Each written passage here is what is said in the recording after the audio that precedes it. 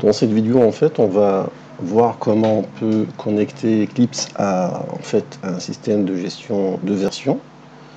Ça peut être Git, GitHub ou autre chose, mais pour des raisons de démonstration, on va prendre quelque chose d'assez simple, un système de gestion de version centralisé à base d'SVN. Donc on va voir comment connecter un projet à un repository SVN et comment on peut gérer les conflits. Alors pour pouvoir faire cette manip là, il nous faut tout d'abord installer l'une des implémentations de SVN. En l'occurrence ici c'est Visual SVN, d'accord. Pour le récupérer, il suffit de le télécharger, d'accord, le Visual SVN Server, d'accord. Et puis une fois que c'est installé, c'est une installation assez simple et basique, vous allez avoir donc cet outil-là qui permet de gérer votre serveur. Alors en gros, ce que vous allez faire au niveau du serveur, vous devez déjà créer un utilisateur. Bon, je vais créer un premier utilisateur. Voilà. Et puis une fois que c'est fait, également, on va créer un repository. Donc ça peut être un repository classique ou distribué. On va prendre le classique, on va l'appeler test Eclipse gestion de version. Suivant. On va créer un repository vide. Voilà. On va attribuer à tous les utilisateurs la possibilité de lire et d'écrire là-dedans. D'accord. Et puis voilà. Donc une fois que c'est créé, l'accès à ce repository se fait via cette adresse-là. D'accord. Et en plus, donc, pour pouvoir y accéder, il faut avoir un compte sur le serveur. Très bien. Donc ça c'est fait côté serveur Visual SVN. Maintenant il faut aller vers Eclipse. Alors au niveau d'Eclipse, première chose il faut faire, c'est tout simplement, bon là c'est une installation vierge d'Eclipse. On va tout simplement tout d'abord installer donc on va dire le plugin de Subversion, Eclipse Subversion. Et il y en a plusieurs façons pour l'installer. On va dire la façon la plus intuitive, c'est d'aller vers la page web du projet. Et là-dedans, vous avez l'icône install. Il suffit de glisser-déposer sur Eclipse pour que ça fonctionne. Donc peut-être je vais faire comme ça. Ouais. Je vais ramener vers Eclipse. Et ça va donc déclencher l'installation. Alors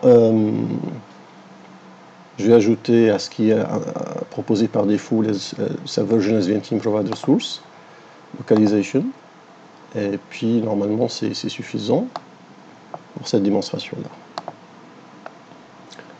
là. Donc je lance l'installation, voilà, j'accepte la licence. Et puis vous pouvez voir que votre installation est en train d'avancer en bas à droite de votre installation d'Eclipse. Je vais demander de redémarrer Eclipse. Donc Eclipse est en train de redémarrer pour prendre en considération donc cette installation. Alors une fois que c'est fait, par la suite on va commencer, le scénario qu'on va proposer c'est de créer un projet dans Eclipse, on va dire un projet Java, de le déposer sur le repository, et ensuite déjà ça va permettre de gérer l'historique du projet, mais ce qui est encore intéressant par la suite, c'est d'imaginer qu'il y a un deuxième développeur qui travaille sur le même projet, et qu'à ce moment-là on va commencer justement à être deux à déposer des modifications sur le projet, et on va essayer de provoquer un conflit de code, et on va voir comment on peut gérer ça à travers Eclipse, les outils d'Eclipse, sans avoir besoin de faire ça manuellement via les commandes SVN Donc voilà, donc SVN est installé. Maintenant, ce qui reste à faire, c'est de créer un projet, on va dire, donc Java, pour rester assez simple.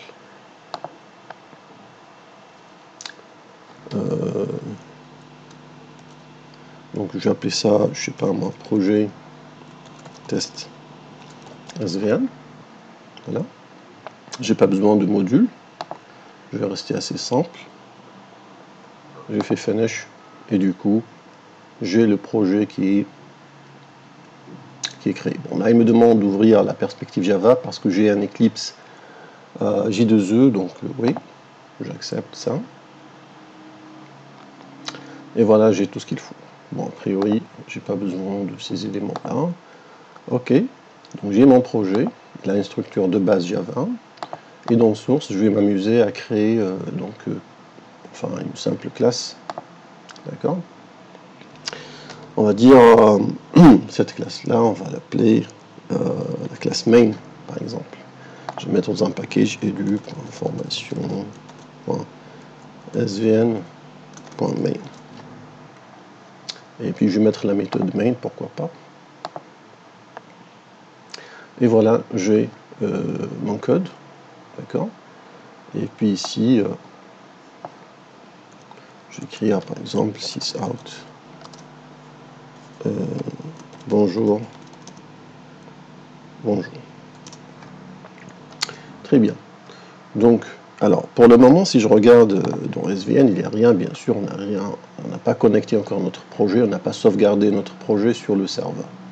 Alors, pour arriver à faire ça, ce qu'il faut faire, il faut faire un clic droit sur le projet, et puis il y a le team, donc le travail en groupe, et c'est là, pour pouvoir travailler en groupe, sous forme d'équipe sur un projet, il faut avoir justement ce type de serveur. Donc, dans Team, donc je vais faire Share Project, on va partager le projet. Et là, il me dit est-ce que c'est à travers Git, c'est à travers SVN. Bon, je vais prendre SVN. Et ensuite, il me demande l'URL. Alors, l'URL, bien sûr, de mon repository. Pour récupérer l'URL, il suffit d'aller dans Visual Server, SVN Server, faire un clic droit ici, copier URL to clipboard. Okay. C'est ça l'URL en fait. Hein, j'ai copié l'URL, il suffit maintenant de le coller ici. Et puis je vais mettre les paramètres d'authentification de l'utilisateur que j'ai créé. Je vais enregistrer le mot de passe pour éviter de faire ça à chaque fois que je me connecte au serveur. Je fais Next. Là, il me dit il vous manque un connecteur, le connecteur Java HL pour pouvoir faire ce travail. Je fais OK.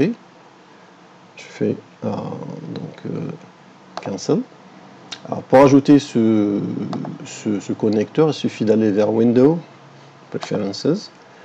Et dans Preferences, quelque part, vous allez trouver donc la partie comment ça s'appelle, Version Control. Okay. Donc Version Control, si on ouvre un peu cette partie-là. Voilà. Donc on a SVN, d'accord. Et dans SVN, il y a SVN Client. Et dans SVN Client, normalement, on doit avoir le connecteur, d'accord. C'est là que je vais demander de récupérer le connecteur, parce que là, on n'a pas de connecteur. Donc il me dit qu'il y en a plusieurs, d'accord. Bon, je vais récupérer par exemple celui-là, Native Java HL, pour pouvoir faire le truc, d'accord. Au pire des cas, vous pouvez sélectionner tous les connecteurs, c'est pas un souci. De toute façon, on va utiliser un. Là, il demande de faire les installations, donc je vais récupérer les 3 éléments. J'accepte les licences. Je fais Finish. Oui, Install Anyway. Là, j'ai plus besoin de ça. Il est en train d'installer à 83%. Il demande de redémarrer. Je redémarre Eclipse. Une fois que Eclipse et démarrer de nouveau, là on va pouvoir donc partager notre projet en utilisant le connecteur Java HL pour se connecter donc à mon serveur, à notre serveur SVN si vous voulez. Okay. Donc Eclipse est en train de démarrer.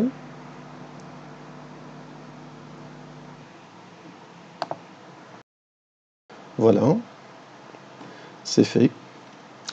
Donc on va reprendre notre manip, clic droit sur le projet Java, Team, Share Project, SVN, Next. L'URL on l'a copié tout à l'heure. L'utilisateur, je vais le remettre. Enregistrer le mot de passe. Next. Operation in progress. Voilà, c'est fait. Donc là, c'est fait. Donc là, il va donc faire le premier commit. Donc on va mettre commentaire. Donc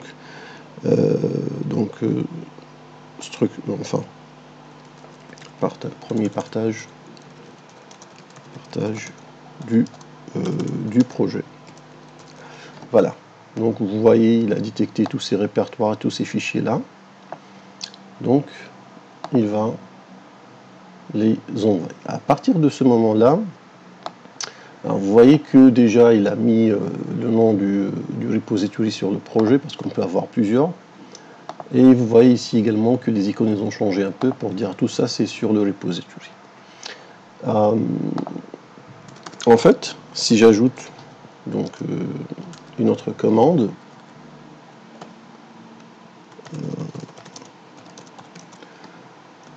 en fait une autre instruction à mon code, vous allez donc voir que pour le moment, si je vais vers donc mon repository, je fais donc tout simplement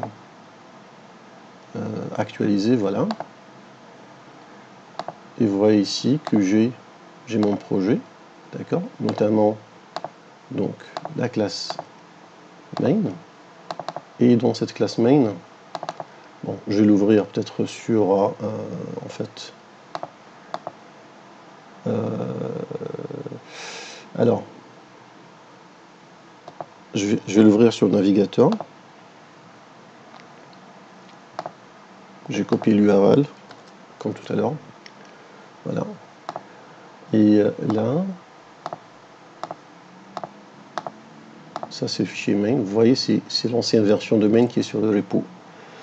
Donc alors généralement maintenant, puisqu'on a fait des modifications, pour pouvoir en fait on va dire envoyer ça sur le repo, toujours c'est important de commencer par faire ce qu'on appelle en fait un update, mettre à jour un update pour en être sûr que on est en train de travailler, que entre temps le code sur le serveur n'a pas changé. Là il dit rien, et là je peux m'amuser à faire donc team donc commit, donc ajout de out, donc enfin d'une nouvelle instruction d'affichage par exemple. Okay. Voilà. Et là si je reviens en fait du coup par exemple vers le navigateur, donc, je rafraîchis, vous voyez, il a récupéré la nouvelle instruction. Donc et puis on peut revenir en arrière, etc. Ça c'est le travail classique qu'on peut faire donc avec les serveurs de gestion de version. Donc on a plusieurs versions à faire mesure. Maintenant ce qui m'intéresse c'est de simuler le fait qu'il y en a un deuxième développeur qui travaille sur le même projet, hein. Alors pour faire ça, le plus simple c'est d'aller tout d'abord vers la perspective donc qui s'appelle donc exploration du référentiel SVN. Ok, voilà. Très bien, donc ça c'est le référentiel.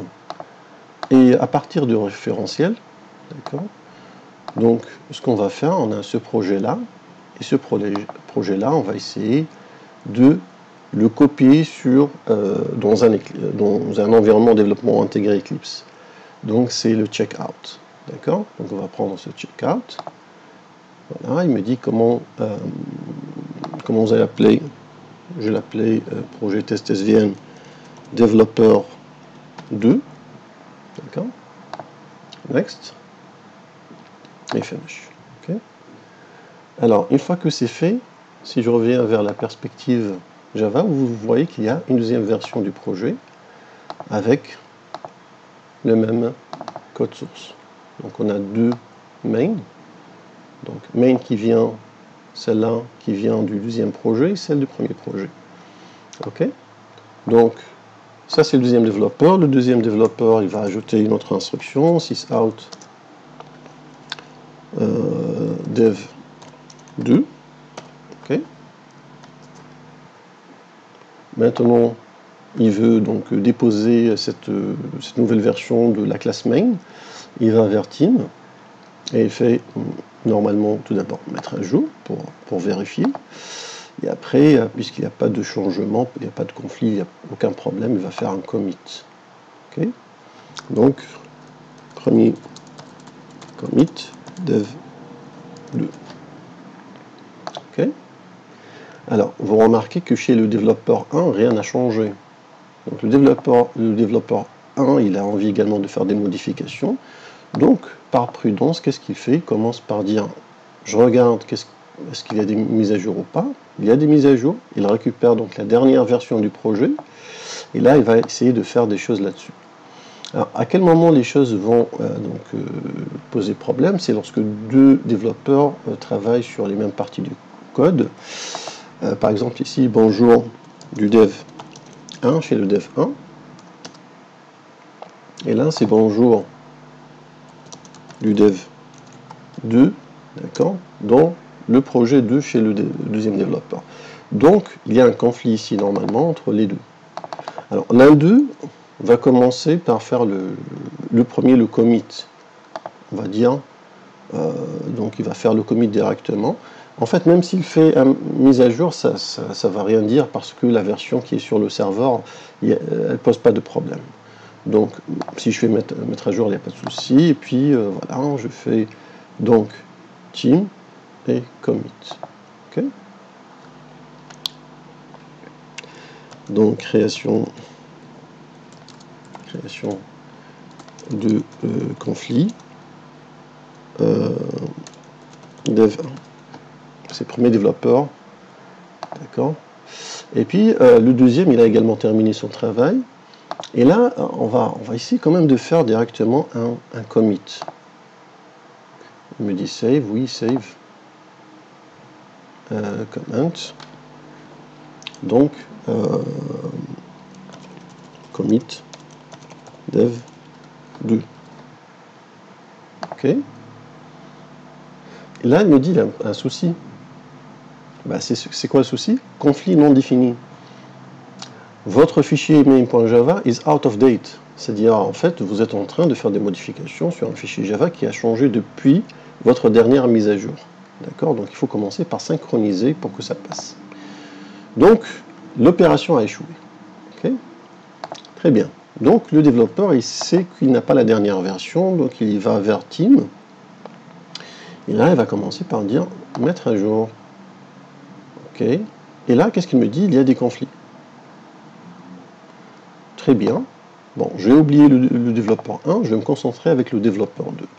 Le développeur 2, il a ce code-là qui, à première vue, semble un peu bizarre. Alors, en gros, qu'est-ce qu'il lui dit? Il lui dit, ça c'est votre code, mine, qui a été divisé, qui a été en fait modifié par vous-même.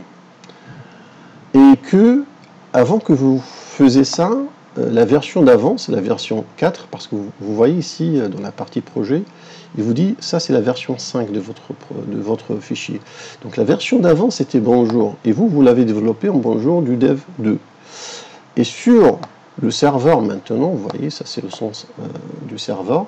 Sur le serveur, vous avez justement, donc vous avez la même instruction, avec bonjour du dev 1. Donc, et c'est la version 5 qui a été enregistrée sur le serveur. Donc il faut résoudre ce souci-là. Alors la façon la plus simple de résoudre ça, en fait, c'est d'aller vers la perspective. Il y a une perspective sympathique pour faire ça, qui s'appelle en fait Team Synchronizing. Donc voilà, Team Synchronizing. J'ouvre ça. Très bien. Et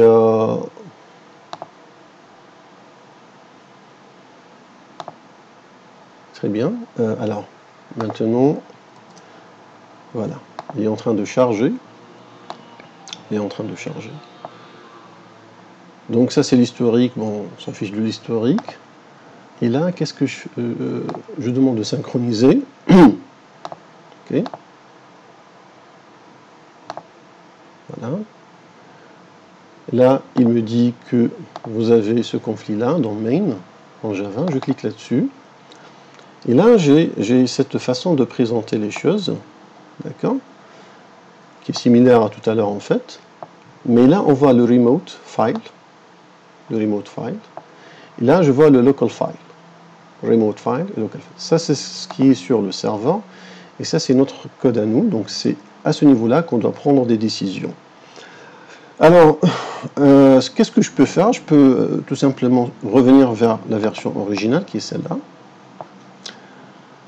Je peux prendre la version qui a été proposée par l'autre développeur. Je peux prendre ma modification à moi. Soit je peux enfin proposer une autre solution. Okay? Et là, vous avez des moyens, par exemple, pour copier les changements de right to left, c'est-à-dire du serveur vers la source locale. Donc il y a plein de trucs que vous pouvez voir ici. D'accord? Du coup, donc, moi, on peut tester ça. Si je fais ça, vous voyez, il prend ce qui a été sur le serveur. Donc, ce que je peux dire, ce qui est sur le serveur n'est pas mal, mais je vais faire bonjour du dev 1 et du dev 2. C'est ça la version finale, c'est ça ma proposition pour résoudre le conflit entre mon code local et le code qui est sur le serveur. Donc, je vais garder le travail du premier développeur, je vais ajouter donc et du dev 2. D'accord? Alors, maintenant, il faut informer donc Eclipse et SVN que le conflit a été résolu. Alors, pour faire ça, il suffit d'aller vers Main, clic droit, et là, vous avez en fait quelque part, voilà, marqué confusionné. Donc, je vais marquer ce code-là comme étant déjà traité convenablement. Donc, voilà, et du coup, on voit l'erreur disparaître. Okay? Donc, c'est ça ma résolution du conflit. Alors, si maintenant je reviens à Java, je vais faire donc team commit. D'accord? Donc, résolution conflit dev2. Ok? Je fais OK. Et là, c'est accepté. Donc, la version que j'ai localement en tant que développeur numéro 2, c'est bonjour du dev 1 et du dev 2. C'est la même qu'on va trouver ici sur le repo. D'accord? Mais le développeur numéro 1 n'est pas encore conscient de ces modifications-là. Il a encore sa version à lui. Donc la prochaine fois, lorsqu'il va essayer de toucher ce code-là, il va faire des vérifications. On va demander de faire un update, mettre à jour. Voici la mise à jour. Il sait maintenant qu'il a ce code-là. Il va travailler à partir de ce code-là pour ajouter ce qu'il a ajouté. Okay? Voilà donc en gros comment on fait pour résoudre ces conflits, etc. Juste, je vous dis que également, en tant que développeur, vous avez les différentes versions Donc on est au niveau de la révision 6. On a fait donc 6 modifications sur le projet. Et en fait, vous voyez ici le code et on peut revenir vers n'importe quelle version. D'accord? Et ça, c'est le premier partage. Donc on peut vraiment jouer sur l'axe de temps pour revenir vers une version stable. Si on a constaté que en apportant des modifications, le code ne fonctionne plus, on veut revenir en arrière et recommencer, donc on a l'historique, donc on peut revenir vers une version ultérieure du code, et ça c'est assez simple, donc avec ces outils qui permettent la gestion de versions. Donc bien sûr, il y a plein d'autres éléments qu'on peut faire avec ces outils-là, notamment le fait de créer des branches, le fait de merger les branches, etc. Donc, mais ça peut être en fait le sujet d'une autre vidéo.